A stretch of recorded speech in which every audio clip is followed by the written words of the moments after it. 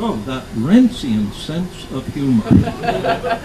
Am I the only person here who found it virtually unique? I've never met anything quite like it in 70-odd years.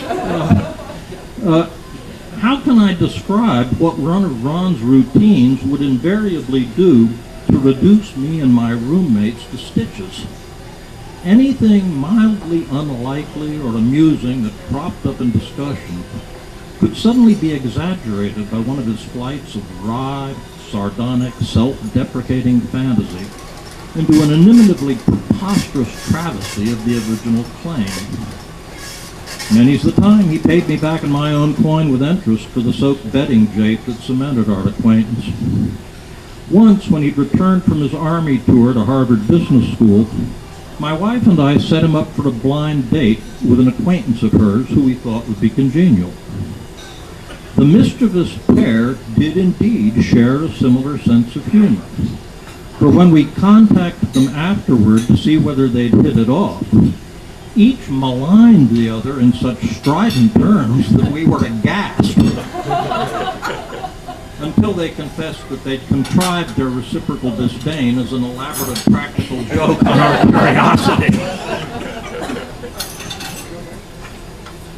After we both left Cambridge, our opportunities for get-togethers dwindled.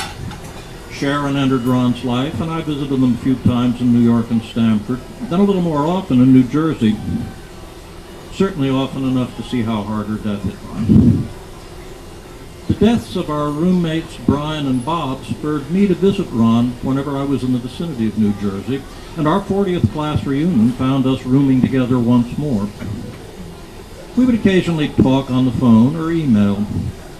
Though he was not a very energetic electronic correspondent, I remember vividly our telephone conversation 2 years ago, when this youthful supporter of Barry Goldwater prodded me to go online to find a speech by Barack Obama that he called the best political oration he'd ever heard.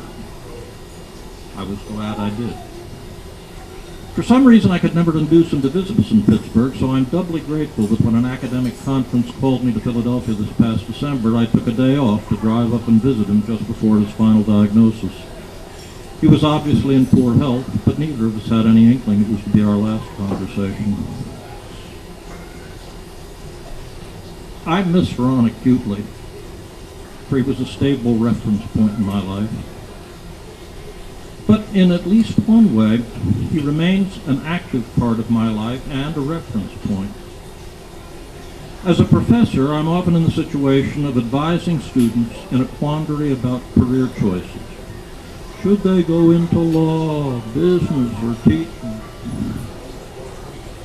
Discussing these options with them, I often mention the conversations I had in later life with my old roommate, when he said that despite reasonable success in business, looking back on his life, he rather wished he'd followed his original ambition of becoming a high school history teacher.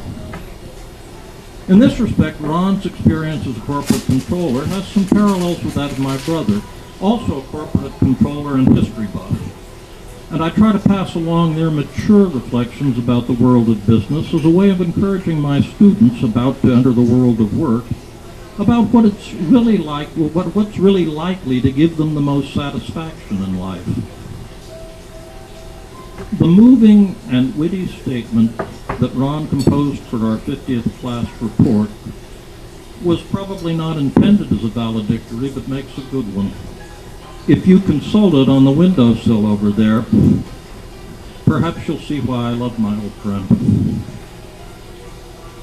He was one of the wiser people I've met in life, and I like to think that not only I, but my students can continue to benefit from his wisdom.